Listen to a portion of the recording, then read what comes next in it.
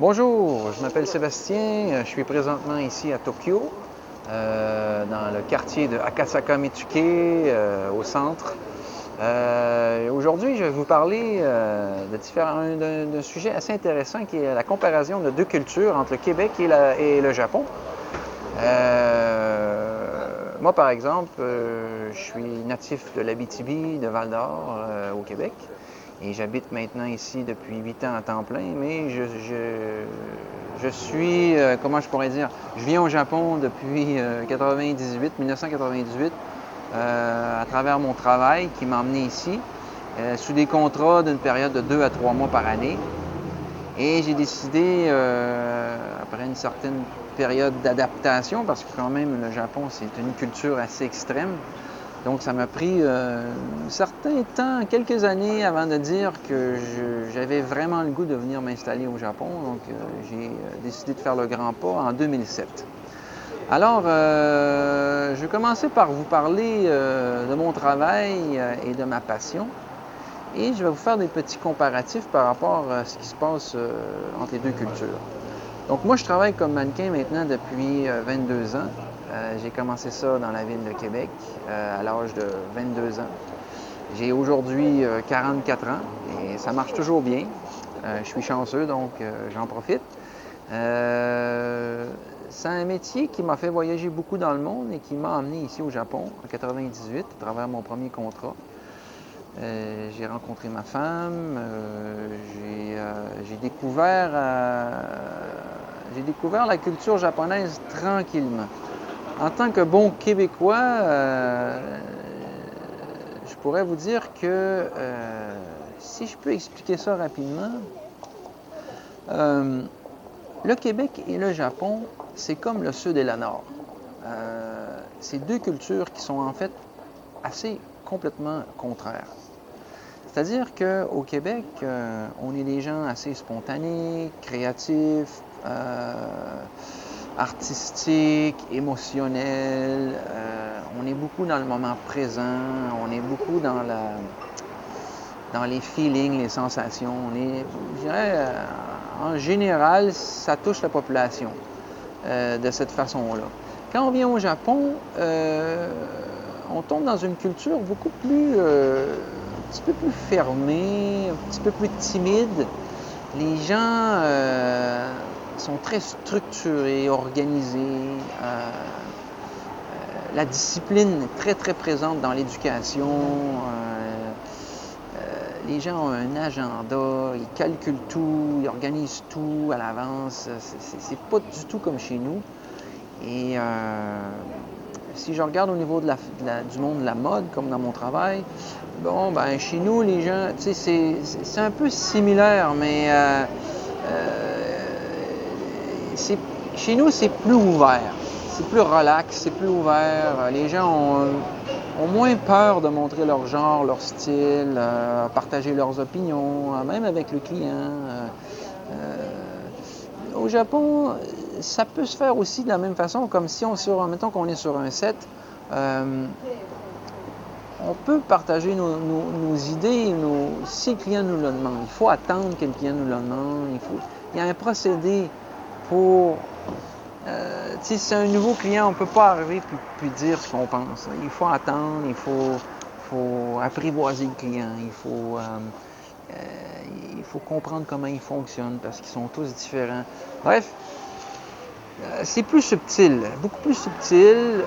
Par contre, une fois qu'on est dans la roue, les gens sont fidèles, sont très fidèles à l'engagement du travail. Ils vont te refaire travailler plus souvent.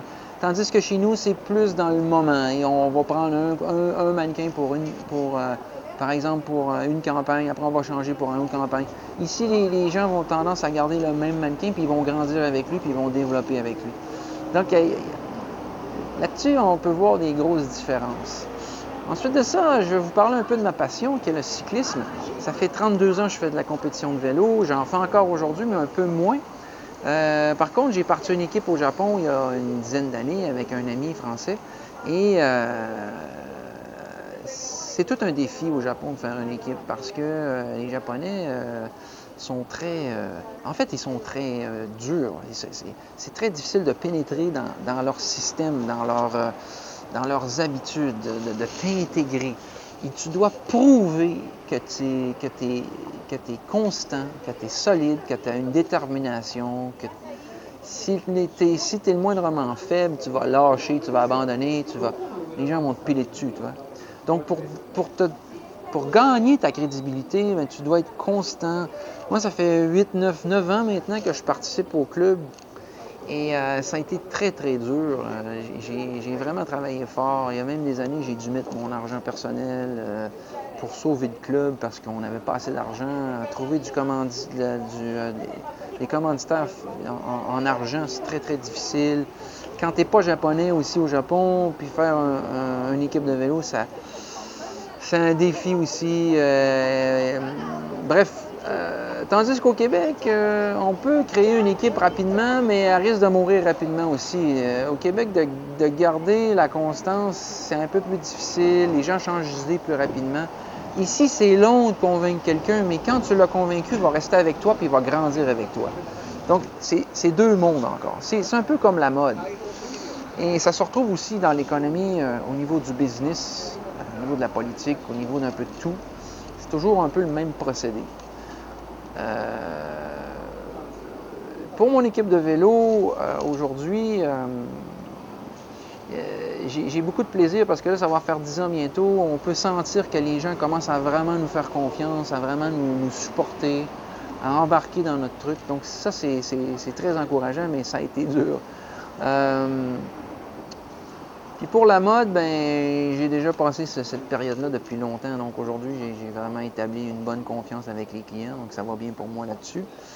Et maintenant, je vais vous parler un petit peu plus de... Je dois sauter un peu du coq à l'âne parce que j'ai un temps restreint. Mais je vais vous parler un peu de mon introduction sociale ici, avec ma famille aussi. J'habite avec ma famille. Ma femme est japonaise. J'ai 2 enfants, une fille de 12 ans, une fille de 7 ans. Qui vont à une école. On habite dans le quartier de Miyamaidara, qui est à Kawasaki, en banlieue de Tokyo, un peu comme un Longueuil de Montréal, si vous voulez. Et bon, petite école de quartier sympathique. Mes enfants vont là. Et j'ai réussi en allant aux activités à l'école, parce qu'ici, ils ont beaucoup des festivals d'été à l'école, ou des festivals d'hiver, ou ils ont des journées de sport, un peu d'athlétisme. Et j'ai rencontré des parents qui sont des voisins, puis on s'est mis à discuter, puis les gens m'ont invité à devenir membre d'un groupe qui s'appelle Men's Club, qui est en fait un groupe de papas qui s'est mis ensemble pour créer un groupe social, un peu comme le club Rotary ou le club Kiwanis qu'on a au Québec, mais un petit peu plus local pour faire du support bénévolat, pour aider, mettons, par exemple, dans les journées d'activité, à monter les booths, à monter les tables, les choses comme ça, et jouer avec les jeunes, participer, créer de la stimulation avec eux. Donc, c'est toujours plaisant pour les enfants d'avoir leur père qui joue avec eux ou d'avoir leur mère là. Donc, c'était un peu l'idée. Et d'être dans ce groupe-là, souvent, ils font des soupers. J'ai appris à connaître les Japonais d'une autre façon que je voyais au début quand j'étais ici, où je voyais juste l'aspect extérieur. Là, j'ai pu être intégré dans un groupe, donc j'ai pu voir l'aspect intérieur. Et ça, je vous conseille vraiment, si jamais un jour vous venez vivre au Japon, de faire ça. Pour la simple et bonne raison que c'est là qu'on peut vraiment sentir le cœur des gens. Et c'est vraiment une belle expérience. Puis je me suis développé des bons amis japonais par rapport à ça. Ça a été une des façons de percer l'énigme d'être ami avec un japonais. Et là, j'ai réussi. Donc maintenant, j'ai plusieurs amis japonais par rapport à ça. Puis ça m'a beaucoup aidé à mon introduction dans la communauté, dans mon quartier. Et côté famille, si je compare ça au Québec, c'est un peu pareil là-dessus. Je pense qu'il y a des groupes de volontaires comme ça. Puis c'est aussi, probablement pour les immigrants, une bonne façon de s'intégrer au Québec. Ça reste quand même assez similaire. Le côté famille, c'est très différent. On a une famille assez unique. C'est des gens d'une génération d'après-guerre, des gens qui sont grandis dans la pauvreté, donc ils sont un peu plus sévères. Mais c'est des gens avec un grand cœur, des gens sympathiques, qui nous aident beaucoup, sont très, très dévoués pour la famille, pour les enfants. Par contre, au niveau du dialogue, au niveau de la conversation, c'est assez limité. Ce que je trouvais difficile au début, mais que je déteste pas maintenant, ça me donne un petit peu plus, ça m'empêche peut-être de me... Tu sais, souvent chez nous au Québec, la famille, les beaux-parents sont peut-être des fois un peu envahissants, on s'engage dans des conversations qu'on ne veut pas nécessairement s'engager. On peut aussi s'exposer dans des émotions où on ne devrait pas s'exposer.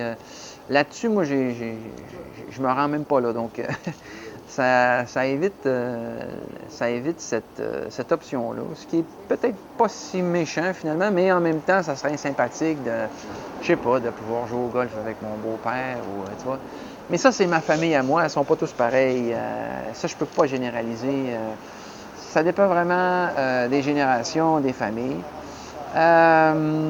Puis pour finir, je pense que, en gros, au niveau culturel, les différences entre le Québec et le Japon, je conseille beaucoup à des Québécois de venir au Japon pour essayer de peut-être améliorer nos faiblesses. Nos faiblesses au niveau de la structure, de l'organisation, du planning, de la politesse, de la propreté, de la... comment je pourrais dire aussi... la discipline. Souvent, chez nous, on est un petit peu... On tourne les coins ronds. Fait que de venir au Japon, c'est... si vous avez la chance de venir faire un échange ou de travailler ici pour une période de temps, c'est vraiment une bonne école pour ça. Et moi, j'invite le Japonais aussi à venir au Québec pour relaxer, pour être plus créatif, spontané, se laisser, se détendre, être plus dans le moment présent, tu vois. Donc, si jamais on pouvait faire une relation entre les deux pays, ça créerait vraiment une aide énorme dans les deux cultures.